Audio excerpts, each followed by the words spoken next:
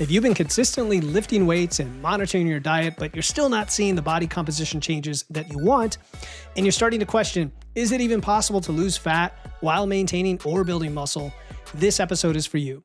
Today, I'm talking with Melanie, who transformed her physique by shifting focus from aesthetics to performance and getting stronger, dropping from over 24% to just 16% body fat, while actually gaining over 3 pounds of muscle and seeing her lifts go up.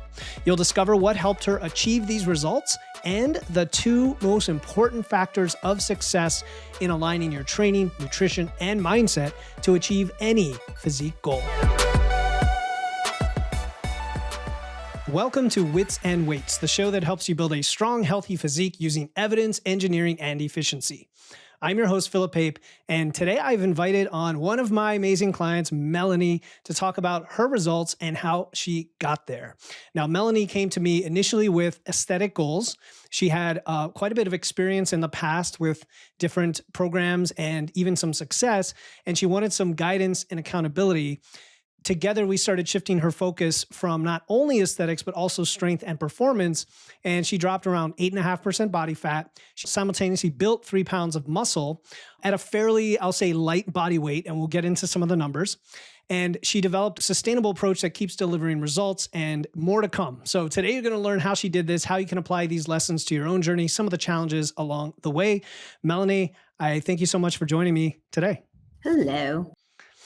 So let's start with some background, because I think that's where people want to understand, like, what were you doing before and then what happened throughout this process. Just share a little bit about yourself, what led you to seek out coaching, because I know you've worked with a coach before, somebody who I know quite well. Feel free to share as much as you want about that. Okay. After the birth of my second kid in 2014, I kind of realized my body wasn't springing back as it used to. So I sought out some nutritional guidance from Paul Salter, whom you just mentioned. And I worked for him for almost 8 years. You know, he took me through a bunch of deficits and a bunch of maintenance cycles and everything. And then about 2 years ago, I had kind of stopped with him because I had a family medical issue that I had to attend to overseas. And when that happened, basically all nutrition and all fitness went out the window because it was for an extended period of time.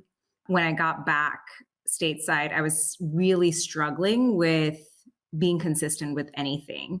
Not because I didn't know how to, but I think personally for me, accountability is kind of what at least gets me started.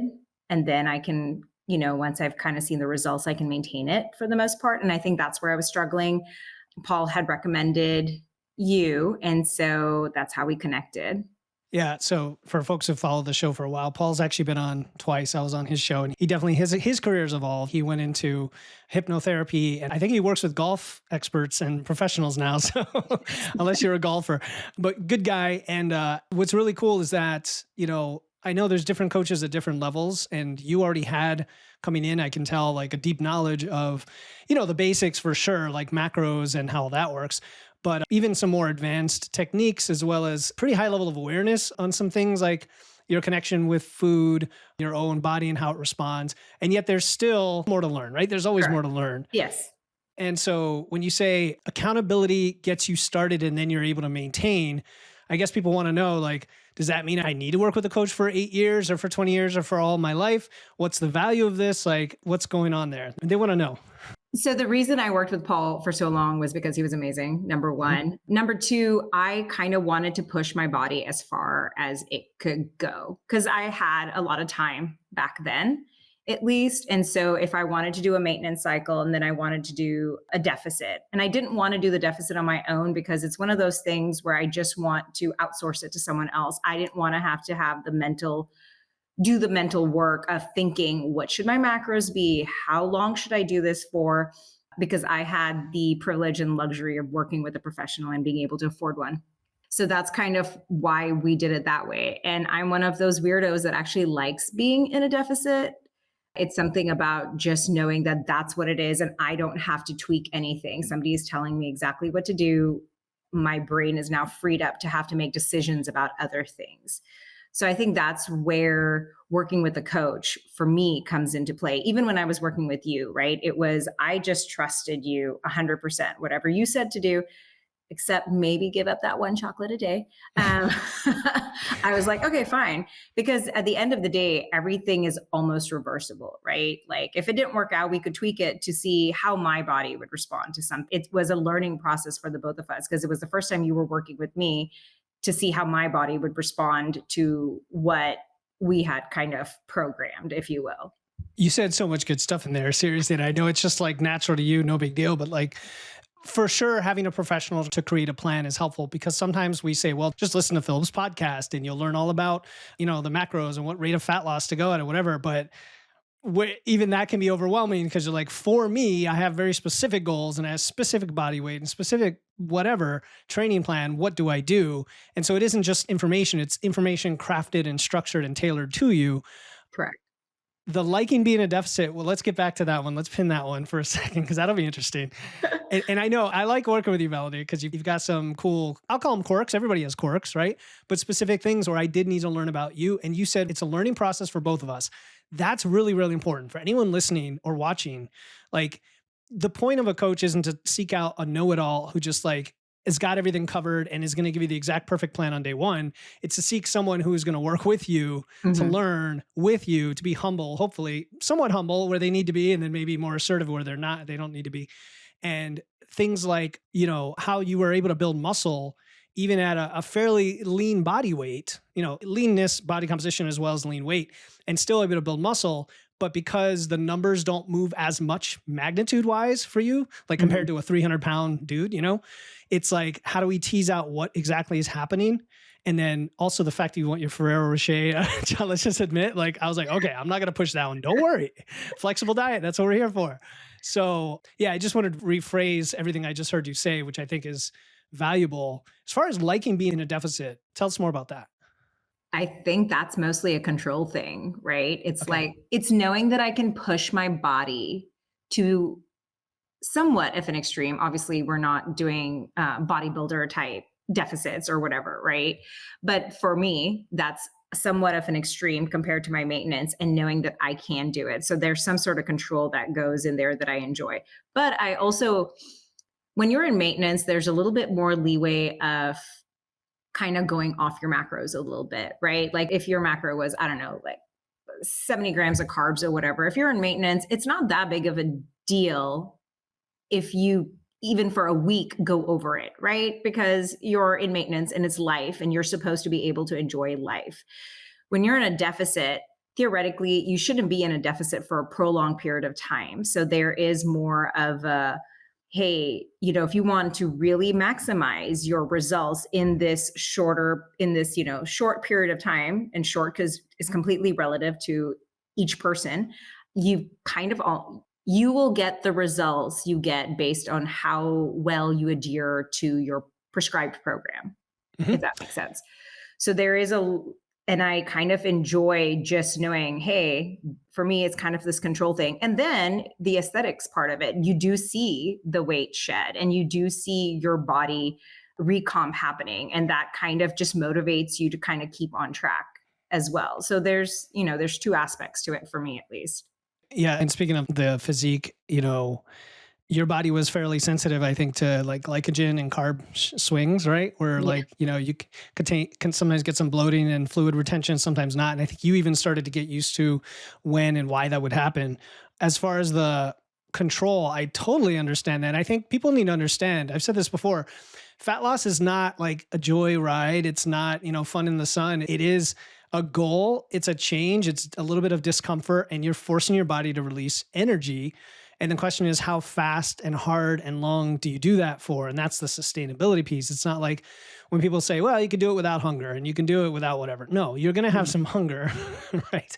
And you have to control something. So when you said control, I thought of, okay, the structure that we put in place here is not just the rate, but also the fact that you have certain amounts that you can eat. Like there literally is a physical amount of stuff you need to eat. And the more volume type foods you can have, the more like physical volume you can eat, but still the calories are limited. And you said something in one of your check-ins. I have a whole bunch of quotes from you here. So I'll see if I drop them in. One, you said, I can still have fun and eat with other people and be mindful about portion sizes. Super simple, but literally that is the thing that you're restricting. You're not restricting what you eat and Correct. having fun, right? Tell us about some of the experiments we tried. I know you didn't necessarily do everything I suggested.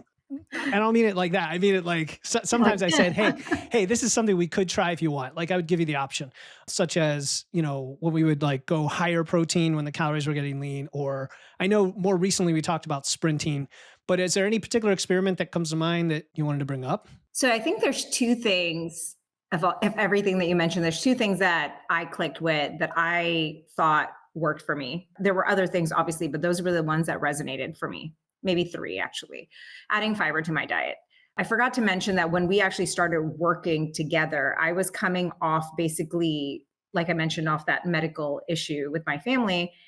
I was not eating at that point in time. And it was a struggle for me to even get calories in. Right. And so Mhm. then you kind of had me just get to maintenance before we even went into a deficit, obviously. And that was a struggle at the very beginning. Then obviously your body gets used to it and blah, blah, blah. But cut to me being 47 now, I think. And as you get older, I think fiber becomes much, much more important. And that was something that was just not on my radar. Um, and so you asked me to introduce fiber. That was super helpful just in terms of bloating to some degree that I noticed. One of the other things that we also strategized with was increasing protein. And when we started doing that, I noticed just a very perceptible increase in leanness. It was a visual increase in leanness for me when we added protein. And then the other thing that actually kickstarted it was when we introduced sprinting. Yeah. And that was towards the tail end. And one of the reasons we did that is because we didn't really want to take away calories because I was already in such a very low, I was already at low numbers, and I probably would have become super cranky if we had taken it even lower. So we looked at other ways of managing the balance of energy expenditure and intake. And one of those things was, well, let's increase energy expenditure. And we just did sprinting. And that, I mean, after a week or so of it feels good. Obviously, the endorphins are firing and you feel like a youth again. You're like, I can sprint, I can do this. But it also does kickstart that leanness again. So those were three of the strategies that you had mentioned that really clicked for me. And Yeah. I'm still doing the Those are, fiber yeah. thing, obviously, and I'm still doing the protein thing. I'm not doing the sprinting as often anymore, Yeah. maybe like once a week just for fun at this point, just because it's like a fun thing to do now. Yeah. I'm sprinting more as well. I'm right with you, and I'm telling more and more people about it. There's going to be an episode coming up about sprinting, which actually might have preceded this one by the time this comes out. So yeah, I mean, for fat loss, I almost wish we had done it even earlier just to see what would happen. And this is again the part about like not every coach knows everything, and we're always learning, and your coach should be learning. But the protein is an interesting one because again, because you're fairly lean, operating on low calories, low body weight, those small changes in macros could make a big difference. And we don't always know why. Like I can go through the science of the million things that protein does, and still we don't always know 100% why for you, for Melanie, Mhm. it caused this little bit of leanness. It could be that you were just carrying a little bit less fluid from glycogen, or, it could have been that you literally were burning a little more calories because of the thermic effect of food. You never know. The fiber, let me tell you, Melanie, lately, these carnivore episodes I put out, the amount of trolls you get on YouTube about how amazing carnivore is and you don't need fiber to survive. And all I want to say is like, there's a lot of things you don't need to survive, but let me tell you how beneficial these are. And I fear for their gut, like years down the line, by not having any fiber at all. Well, I mean, on that note, being the age I am, I had to get my colonoscopy this year. I think Yeah. yeah, it was while I was working with you, obviously. And the thing that the guy that does it stresses, he just said the majority of Americans do not get nearly as much fiber as they should. So you can either supplement. I mean, he was mentioning the standard fiber in the orange canister that you get at the grocery Yeah. stores or whatever. But to each their own. You like you had mentioned, you actually have a list in all the documentation that you give us. A wealth of information. You have a list of fiber rich foods. You Mhm. don't have to take a supplement. You can if you want to, but you can also get it from fruits and veggies and all that stuff. It's just playing around and seeing how it works for you. Yeah, and people make excuses with that stuff, and I'm like, an apple has like 5 grams of fiber. So if you need 10 grams of fiber, 2 apples, like we'll get Yeah. you. It's not a big deal. It's just so people are such a dearth of fruit and nutritious foods that it's a game changer. So, all right, so really cool. We're kind of getting into the weeds, but they're good weeds to get into. I do want to know that I do want to help people understand when you came to me with the, I'll say, aesthetics goal, which we all have that. And frankly, the vast majority of people I work with, that's one of their goals, right? It's not the only goal necessarily, but you also did shift toward this focus on strength and performance and had some strength progress even in fat loss Mhm. if I'm recalling our data right.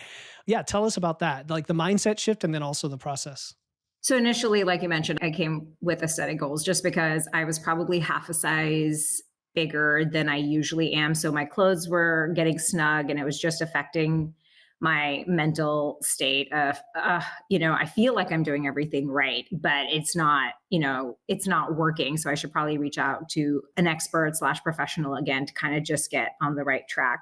And then, kind of when we got into it, just because for me, as you mentioned, it wasn't necessarily that I had a weight goal, right? It was more what I looked like that I wanted to achieve because it was a slower process for me than I would imagine a lot of people. We kind of shifted to, well, let's look at some other goals. Let's see if we can reach a number on our deadlift or on our squat or whatever. And the magic of it is as you get stronger, you build more muscle, which builds more fat, which helps you achieve your aesthetic goal anyway.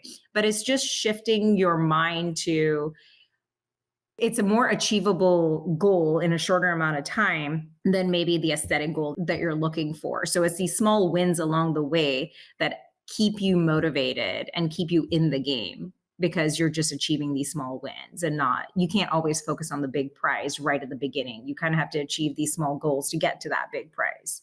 And it was just a way of reframing, hey, what can we do and what can we achieve in the next 2 weeks kind of a thing. Yeah, that's a even if it weren't, I'll put it this way, even if it weren't getting you a meaningful change in that short period, the fact that you had something to focus on that was moving forward, Mhm. like that's Correct. what people need to find for themselves, whether that's their step count or their protein or their lifts. The nice thing about training is you could always make progress. It doesn't mean the weight on the bar is always going up for a lift for the max rep, but something should always be moving. And then that's a great sign. Now, in fat loss, honestly, Melanie, I know we've gone back and forth on the numbers, but people don't often build muscle at all during fat loss. And it's hard to say how much of your lean mass was muscle, but out of the roughly, you dropped 8.5% of body fat. And of the pounds that you dropped, you gained about a third of that value as muscle, which Mhm. is a pretty nice ratio. So in other words, it's a 1-to-4 ratio of muscle to fat, but in a fat loss phase, which usually you're trying to count the ratio when you're gaining. Anyway, where I'm going with this is like, how did this performance focused approach feel for you as it went forward? Like, how are you going to carry that forward into the future? Has it changed your approach at all? Or what are your thoughts around that? No, I mean, I still have a goal of certain numbers to reach on some of the big lifts. And so, Mhm. every mesocycle, because I follow a program that's broken down into mesocycles, I'm kind of increasing my one rep max because I am still getting stronger. And even more so now that I'm in a maintenance phase, right? So my body has the energy to kind of push through it even more. So that's always going to be a goal. It's like, how many pull ups can I do? How many, because always still want to be fit. I'm still young. Yep. And so it's one of those things where I'm happy where I am aesthetically. So now I've got another, not necessarily a goal, but I just want to keep on moving the needle at whatever rate that means for me. Yeah. And I'm going to put you on the spot. Like, are you open to building and gaining to build Oh, muscle? so that one is tricky just because I feel like when I am actually over my maintenance weight, if you will, because I am building, I feel more sluggish. Mhm. Personally, I feel more sluggish, which means then when I'm not as quick on the weights, I can't pull my body weight up doing pull-ups, but I haven't actually worked with a coach in a building phase. So who knows what that would look like. And I know in order to show that muscle, at least from what I've read, and you can correct me if I'm wrong, you kind of have to build. You have to build muscle in order to kind of shape it, right? So Paul was very unsuccessful whenever he broached that subject up with me. You might have better luck down the road, but right now I kind of like where I am. And So, and at the, and that, look, there's no right or wrong answer. Honestly, people would love to be able to lose fat and get to some level where they're just, cool. They're cool with it. They're happy. And you can still get a lot of progress. The fact that you built muscle while losing means you have some early, like, novice type response still in you to be yeah. able to keep gaining muscle at definitely a maintenance. And there's always like different trade offs. Like, you could always go at a very lean gain if you're not the type that's like, I have to put on all this muscle and then cut it off, because a lot of us are, and a lot of my clients get into the habit of cycling every year more aggressively. But if you're like not comfortable adding 10 more pounds of scale weight because of that's a whole mental thing, there's nothing wrong with being at like a little above maintenance and just drifting kind of up, since your body is very responsive until you hit a wall. Then when you hit the wall, then you say, okay, now maybe I have to ascertain like one more cut and then a really aggressive bulk for a while and then back to a cut, those kinds of long-term So, do strategies. you take clients immediately from a deficit to a build, or do you prefer to have them stay in maintenance for a bit? It depends on their goals. You know what I Okay. mean? Like, it depends on their goals. I give gentle nudge to go into a bulk because Mhm. because if you're working with me and paying for me, it's I'm not going to say it's easy to be at maintenance, but like, we've done that. Now I want to show you the whole different side of it and Correct. all these new challenges that people just don't know. Like, people watching this and listening, I know you want to lose weight, I know you want to lose fat, but there's something magical about building as well. That's its own thing. But that's in the future. It's all part of your plan, Melanie, of like, this never ends. The process never ends. You Well, can yeah, and do it it however you really want, shouldn't, right? Yeah, I mean, because it's your life. body is constantly changing. So what works for me or what I think works for me this year may not work for me next year, and you can't always stick with the same plan because it worked for you in the past Mhm. because your body has now changed. You've gotten, at 100%. least, for me, I've gotten older. My hormones have changed. My body now might be sensitive to something that I used to eat or whatever. And so I can't, things like that. 100%. That's a really important point, especially we're both in our 40s. And I will say, even in a 2-year period, because of how your body changes deliberately and unintentionally, Mhm. as well as life situation changes, you'll find that the system and the process of experimenting on yourself and getting data, you want to keep doing that because, again, the next phase isn't going to operate like the last. So you need to early on understand what's happening so that you could interject. And it might be better, it might be worse. It's just different. It doesn't matter. What if, like, I wonder about the mindset stuff too, because again, I know you worked with Paul. Paul is a huge like behavioral change guy. He's very much into mindset motion. Is there anything different now than when we started that you found about this process from a mental perspective, like as you were checking in, as you were thinking about that New Year's party and whether or not your physique was changing and so on? It's one of those things just because I had worked with someone for so long, my mind was in the right place. That doesn't mean it wasn't hard at times, and Hmm. you Hmm. are well aware of that when we had our check-ins, right? Like you mentioned, it's I would always write, I'm frustrated that this either the scale weight's not moving, or I'm frustrated that I'm not losing as inches as fast as I would like, but I am trusting the process because at the end of the day, every single time that I was in a deficit in the past, as long as I trusted the process, I would get there. It just doesn't happen as fast as anybody likes, right? You want to Hmm. like immediately, it's kind of like you see those memes online, right? Somebody just, I worked out today and then they're looking at their abs in the mirror and it's what they looked like. You don't get the results you want immediately. So it's just staying the course. And I think maybe part of what happens for people is you get frustrated Hmm. and you just kind of give up. Not saying that that hasn't happened to me before, and then you just kind of either, not work out for a week or just go overboard on the eating for a week. And that's also fine as long as you kind of come back to the process. Ideally, it's just the sooner you come back to the process, the less of that little blip occurs. Because as long as you trust the process and you stick with it, you're going to get the results. It's just inevitable. It's Yeah. how well you adhere to the process. But you can have F ups along the way, right? I mean, we're all human. Nobody's a robot. So it's just as long as you're consistently coming back to where you need to be or where you want to be, Yeah. that's the key. It's a great way to put it. I mean, I think of like a rubber band getting stretched where it always comes back to where it needs to be. Or I think Gary Vee posted an image on Instagram the other day. It had 5 glasses of water and it said, this is what people think consistency is. And it's like every glass is full. And then here's what it really is. It's like full, almost empty, halfway, Mhm. almost empty. And it's like, but there's always a little water in there. And like, that's the thing is like, you've always got a little water in your glass and you come back to that and some days are full and some days are not. Your check-in comments were along those lines, which I think is healthy. I think people need to understand that. Like you said, I'm following the process, but man, I do not like feeling this flubby right now. Like that's one of your, I hope you don't mind me sharing No, this, no, but no. like, Fine. I think they're good because I would see those. And as a coach, initially I'm like, oh, I take it personally when a client feels discouraged in any sense, but also at the same time, it's human. So when you say these things, it's just an acknowledgement of reality. You had another one about a New Year's party. You said, I intentionally ate what was there. I also knew I wasn't really going overboard and my body would adjust back in a few days as it did, shrug emoji. So again, you were like confident the process would work. Now, not everyone's that confident. And I suspect newer folks, and this is where I'm going to ask for your advice for somebody listening, somebody who is like a month into the process or 2 months in, they don't have the long history you do. I've seen this as well, where a small fraction of clients, I lose them because they're impatient and they're like, I'm just frustrated. Nothing's happening. I'm going to quit, and it's like, I try to reel them back. Not everybody can be saved in that sense. Let's just put it that way. What would you say to somebody in advance so that when they have those doubts, what can they do? I mean, it's normal, right? It's very frustrating. It's hard to just keep on saying trust the process when you can't give them a definite date slash time as to Mhm. when the process for them is going to be achieved. It's just, hey, I mean, it's scientifically, it's just going to happen. There's just no Yes. way that it's not. The only variable right now is the amount of time it's going to take you to get there. And then also alluding to that is the very beginning of this whole journey for me, the nutrition aspect of it, when I would kind of fall off of my prescribed plan, if you will.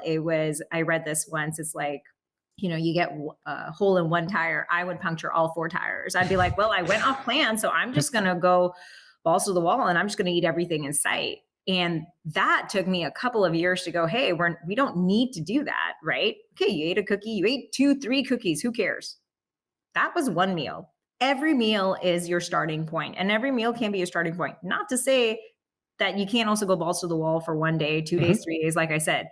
As long as you get back to it and you're consistent, like you said, some days you're going to be 100%, some days you're going to be 50%, 40%. The average, it's law of averages. It's all going to work out eventually. The only delta is going to be the time taken to get there. Yeah, very well said. I'm not going to add to that because that was good. So yeah, no, people listen to that. That is exactly what it is. What did come to mind there though? There's something else, a side tangent that I was thinking of having to do with, I guess, when you mentioned being in a deficit and stuff like that, I'm such a rational, logical person often. And, so I will use logic to try to convince people sometimes. Sometimes it works, sometimes it doesn't. But the logical side of that is if you overconsume by, 1,000 calories one day, but you're under by 1,000 the rest of the week, you're at maintenance, right? Exactly. But I think that can be hard for some Yeah, people who are already in a deficit because they're already like just going to keep at those calories. And now it's that yeah, mental game of, well, you're going to take away more, even though I may have gone over, but it's that like, well, that was the baseline for me. And now it's less, even if it's for 4 days. So I can see where that would be a struggle for for people. sure. I think that would be a struggle for me. You literally, I mean, you mentioned just very briefly, but one of the things that I held steadfast my entire deficit journey with you was my 1 for error share. And you even suggested at the very end when we were kind of, tapering off, you suggested, hey, let's see what would happen if we got rid of that for share and maybe had another carb alternative that didn't have as many fat grams in it. Cause we were really playing around with numbers for me. And I was just like, no, I don't want to. It's all good. And It's that's all good. okay too. Yeah, that's right. I like to give options, right? Like sometimes you want your coach to just tell you what to do, but seriously, sometimes you need options. And I'm not going to say it's like a child, But that did come to mind, right? Because when you have a kid, like I remember when our kids are little, it'd be like, give them two options. Exactly. It's cool because we are humans and we do get paralyzed by indecision sometimes. But also if you are too restrictive and say like, this is the only way, then people can push back if they really want to have their chocolate. And that's cool. You're an adult, you know? Well, I think logically for me, I knew that was going to shift stuff. I knew it. Yeah. Like it makes sense logically. You're consuming less fat grams. Obviously, it's going to make a shift. But for me, it was also at that time, hey, I feel like this is a way for me to kind of be more consistent with the plan Yeah, because I'm for sure. getting my treat. And so my concern was, well, if I drop it, am I going to feel like I'm being restricted? Because throughout our entire deficit journey, I didn't feel restricted. And that generally is the case with me. I don't feel restricted. But if I felt at that time, if we had just taken away that chocolate, I would have felt like, oh, this is no fun. It was the Like, one thing. Yeah. It was like your yeah, symbol of freedom. of Yeah. normalcy. Yes. Like Yeah. this is normal. I'm still eating a chocolate. This is not a deficit. Yeah, no, for sure. And, people listening, you guys all know what we call them non-negotiables are. Now, not everything can be a non-negotiable. Like if your non-negotiable is like 3 glasses of wine every night, we're going to have a discussion about that non-negotiable, right? But yeah, perfectly normal. It's funny because I'm thinking about how I'm going to go in a fat loss phase in like 2 weeks myself and all the things I'm going to cut out. And that's where your brain goes. But really the brain has to go to like, what am I keeping in that I enjoy? And then I'm going to make everything else kind of scale around it to still be successful with fat loss. For me, that's probably ice cream or something. But you do have options today with technology, with food science, with Ninja Creamies. There's all sorts of ways to get creative about this. All right. So classic table topic style question. Like if you can go back and tell yourself something that you didn't know back then, and by back then, I mean either when we started or it could even be way back when, what would you tell your younger self? I mean, it's basically just trust the process and be consistent. Like those are the two things that I think will really factor into somebody having success with achieving their goals. And it's really hard to trust the process. And I get that because for some people that the visual differences or even the quantifiable differences aren't immediate. And it may take a month or 2 or 3. Like it, especially if you're not working with large numbers, right? It's not like you want to drop 40 pounds. You may want to drop 5 pounds. And sometimes that smaller number is the harder number, right? Because it just is. And so trust the process. That was something that I had struggles with when I first started. And then just be consistent, right? Because science doesn't lie. Like the more consistent you are, just the faster you'll see your results. So truly you hold how fast you're going to achieve your goals. But that being said, also you might discover things with your body that you weren't expecting, right? Maybe your body isn't responding to something that you planned out for, and then you're just going to have to adapt and tweak. And that's where working with somebody like you comes into play, because something that works for me that you've prescribed may not work for somebody else that you've prescribed. But because you worked with so many people, you kind of know all these little tricks to throw out there for people to try. And that's the value that comes from hiring someone to work with you.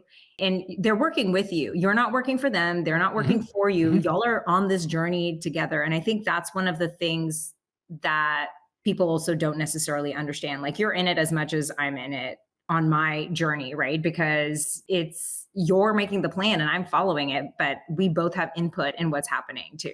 Oh yeah. And I want to make sure that plan adapts with you in real time. And it's funny you talked about experimentation and learning about your body and all that. I will have clients that early on will say, hey, this thing kind of is not working. So I tested by doing this. And I'm all for testing. Trust me, I am. The accelerator you get, I think, with a coach is they can say, don't do that again. Like that test you just did, it's not going to work, but it's cool that you tried it. I'm all for that. But like if you were on your own, you would try it and maybe go a long time, not understanding why it did or didn't work. That's what comes to mind for me is like, no. Trust me. Like I can tell you definitively, that's not the thing you want to experiment with. I mean, there's so much more wealth of knowledge that you have with working with so many people. And that's something that, I'm not going to have, even though, like you've mentioned, I've done this for so long, but I've only done this for so long with me and my body's changing every year. So it's almost like I'm a different person every year. So like we mentioned, what worked last year may not work for me, may not work as well for me this year.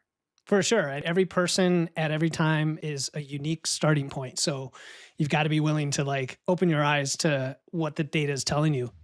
Before I started working with Philip, I had been trying to lose weight and was really struggling with consistency. But from the very beginning, Philip took the time to listen to me and understand my goals. He taught me the importance of fueling my body with the right foods to optimize my training in the gym, and I lost 20 pounds. More importantly, I gained self-confidence. What sets Philip apart is the personal connection. He supported and encouraged me every step of the way. So if you're looking for a coach who cares about your journey as much as you do, I highly recommend Philip Pape. When you mention trust the process, I guess one obvious question then would be, or philosophical question almost, is when someone said, well, what is the process? What do you mean by that? Like, is it, you know what I mean? And I know that's kind of a loaded question, but if somebody has that confusion, what would you say? I mean, ultimately, it just boils down to if you eat less than your expenditure, you are just going to lose weight. But that's frustrating sometimes because you feel like you're eating so much less than you're putting out. So why isn't the fat loss happening faster? And it just won't, because your body is going to be like, hey, I'm not going to let go of this so quickly because I don't know when we're going to get food again. I mean, it's one of those things, right? But back when in my 20s, I was like, well, as long as I don't eat, I'm going to lose weight. And you may, but then it's not sustainable. You can't not eat forever, or you can't skip meals forever. That's just, life's too short to not enjoy eating. There is so much good food out there, man. Mm-hmm. So as long as you are just level-headed and approach everything in moderation and just trust the process, right? Mm-hmm. It's, hey, I'm getting all the nutrients in. I'm getting my fiber in. I'm getting my carbs, my fat, my protein in, and everything. And you have the luxury of playing around with what you want to eat, right? Like if you want to have a big juicy steak one day, go for it. Once again, it's a one day thing, right? Yeah. The next day, you can go back to your thing. Your body adapts so well at any age. Like it's not like it adapts so well at any age. It just may take a little bit longer as you get older. And that's normal, Yeah. but it will adapt.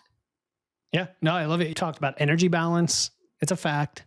Calories in, calories out is a fact, but the calories out part is very volatile for people to understand. Like, you know, like you mentioned, metabolic adaptation, right? When you start in the fat loss phase, what you eat and how much you eat is going to affect how your body responds to what you eat and how many calories it burns. So people don't often understand that. They think it's a fixed number. Hopefully people listening to this podcast at least have like grasp that concept. And then it's like, well, what is that for you? Because it's probably not your hormones. It's probably not menopause. It's probably not any of those things, even though they have an impact. It's the fundamentals. So you mentioned moderation, nutrients, balance, flexibility. That sounds like a great diet as opposed to cut out all carbs, like, or cut out all plants. Well, what I want to highlight again, because we probably just glossed over it in the beginning, I came to you off that, issue where I wasn't eating. And I was definitely not lean. So I would just survive basically, but my body did not like that, obviously. And now I'm eating what I should be eating for my, body type or whatever. And I'm still leaning out because now my body is used to this. So don't think that you just have to stop eating. Your body will get used to you introducing food back. Remember that when you go on a deficit, you may be limiting the amount of food that you're eating, but that's not going to be forever. You can still maintain that aesthetic goal or whatever into your maintenance and increase more calories because there's a scientific approach to it. And you do that so well that, that your deficit journey is just such a short period of time of what your whole journey is going to be. So you just have to make that quote unquote sacrifice for just a short period of time. Yeah. It's like a competition almost with yourself for a short period of time. You're going out, you're competing, you're pushing yourself, your discomfort, it's a change and then you're done. And like you said, sustaining it is important because 95% of people, and I know Paul Salter, his company used to be called the 5% solution because it referred to those 5% who successfully maintain the results versus the 95% who don't. So, but people are afraid, like when I stop my diet, I'm just going to gain it all back. Right. Not if you do it right. I mean, and like I said, you can still have days where you go out and you're eating a nice dinner at a restaurant. You have that slice of cake for dessert or whatever. And then the next day, the next meal is a new meal, a new day, a new start. Just be consistent. It really sounds so repetitive, but it really is. On the days that you don't want to go to the gym, just go to the gym, start walking on the treadmill if you don't feel like lifting, because it then just starts to click. You're like, well, I'm here already. Might as well just go, let's just do some free weights. Oh, well, okay, well, the squat rack's empty. Well, let's just go do a lift or something, right? As long as you just get there, or you like have a salad in the fridge, something. Oh, that's the other thing to mention. I was pretty repetitive. I think at one point you were like, are you just copying and pasting your food choices? I was like, yeah, because I literally eat the same thing every day for the most part. And I do that because, once again, I don't want to have to think. I've got what fits my prescribed plan, and I don't want to have to think about it changing every day. And that works for somebody like me and may not work for somebody like, say, my husband. If he were to do it, he can't do that repetitiveness. And so if that is something that works for you, it's such an easy thing, because I would have my meals prepped in the fridge, ready to go. I'd buy rotisserie chickens from the grocery store, just shred it, and it's ready to go. I always have protein on hand. And I was fine eating chicken for every meal. It didn't faze me at all. That, I think, also really helps the planning, having something ready to go, because you don't want to be, well, I'm really hungry and I don't have anything to eat except this package of Oreos, if you will, right? And it doesn't have any protein in it, or the protein that you should be having or whatever, or plan to have. So as long as you're kind of have stuff ready to go, that also comes in really handy, because then that little click of, well, I don't have it, I'm just going to eat whatever now. That doesn't necessarily happen. Meal planning, meal prepping, it's a spectrum. Like you alluded to, like you like to eat the same thing every day. That's great. That'll serve you really well if you like it. If you don't, you could at least have a few options prepared ahead of time for the week, mix and match them. The point is to get rid of the decision fatigue. I like to call meal prep an act of self-care for your future self, right? It's like the stressed out person who may not have food, who's going to eat the Oreos, now has the option, whether it's a snack, again, it's a spectrum. You could have a whole pantry full of great snacks that you would go to instead of the Oreos or fruit, or you can literally have every meal prepped in Tupperware, whatever way you want to go with that. So it's funny because every new client who isn't educated on that coming in, I'm like, okay, here we go again. Like I know this is gonna be a game changer for them. And a lot of people see it as meal planning, meal prep. Like it sounds like this chore, it sounds like budgeting or whatever. And really it ends up being a lot easier, because then the whole week gets freed up from all this meal prep during the week. And you're like, oh, now I see. Yeah, that phrase decision fatigue is, I may have heard it before, but it hasn't clicked with me. But that is exactly why I like being in a deficit. That's exactly why I like not having to think about something after I've thought about it one time. It's like, okay, the decision's been made, and I'm just going to repeat what we decided again and again and again. Exactly. So you've got all these great tools. I'm sure we can go on and on about all the things, but it's going to be different for everyone. You've got these results. You're still leaning out a bit. We've got the sprinting added in, which is cool. And you're getting stronger, you're getting faster, all these. What's next? You mentioned sustaining it, but I know you always have some goal. I do. Yeah. So, we've stepped away from working together for right now. And I said, I'm probably going to reach out again when I want to be in a deficit again, because it's one of those things, like I said, I enjoy doing it. And I especially enjoy doing it during the holiday season. It's just an incentive for me to just not go off track. Once again, for me, I would say, a lot of it is the accountability. Hey, I'm working with someone. I'm letting my team member down if I just do whatever I want to do. And so one way for me to just know for sure that I am not going to gain the holiday 15 or holiday 5 or whatever it is like, hey, we're working together. We have a goal. I'm going to do it. Doesn't mean that I can't enjoy that one New Year's meal or the one Christmas meal or whatever. But it just means that every time my neighbor brings over a cookie or something, I don't always have to eat it, because I'm trying to achieve something for myself. So right now, while I'm in maintenance, my goal is just to get stronger and stronger and stronger, more so than anything, because I am at my aesthetic goal. My clothes are fitting the way I like them to. I like the way I look personally. So that's all good. And then when I want to go into a deficit again, I just like having somebody that's an expert that will just do all the decision making for me, like you just said, and I just have to follow along and do that. That's kind of my plan right now. Cool. Yeah. Getting stronger is one of my favorite goals. So you can't go wrong there. And honestly, you could do some form of that forever. And again, I mentioned Nikki Sims earlier, but she said it's like going from skinny to strong kind of deal. So, if and when you're ready to build, definitely reach out. But again, you mentioned about losing. I've got plenty of clients who do it seasonally. They're like, all right, it's fat loss time. Let me go talk to Philip. It's just one of those. And I don't take it personally because, whatever you need help with, I'm here to help. So let me ask you this as we wrap up. Is there anything you would say to somebody who's on the fence about coaching and either may not be the right fit for coaching versus they are? I'm always curious about that. Like, is there somebody who shouldn't, other than maybe they can't afford it and we all have different price levels. That's different. What do you think? There's so much value to having a coach because there is so much information out there. It takes so long to kind of comb through the weeds. It's hard to know what's necessarily accurate. You could follow 3 people whom you really admire and trust, and they could have 3 completely different opinions. And then you're just like, well, I don't know what I should do for my body. Am I going to really experiment with all of these things? Having you in my back pocket, if you will, it just took all the stress out of it because you, like we mentioned, you've worked with so many people. So you kind of had the experience of knowing what works or what you can already see is not going to work for somebody, if you're trying something.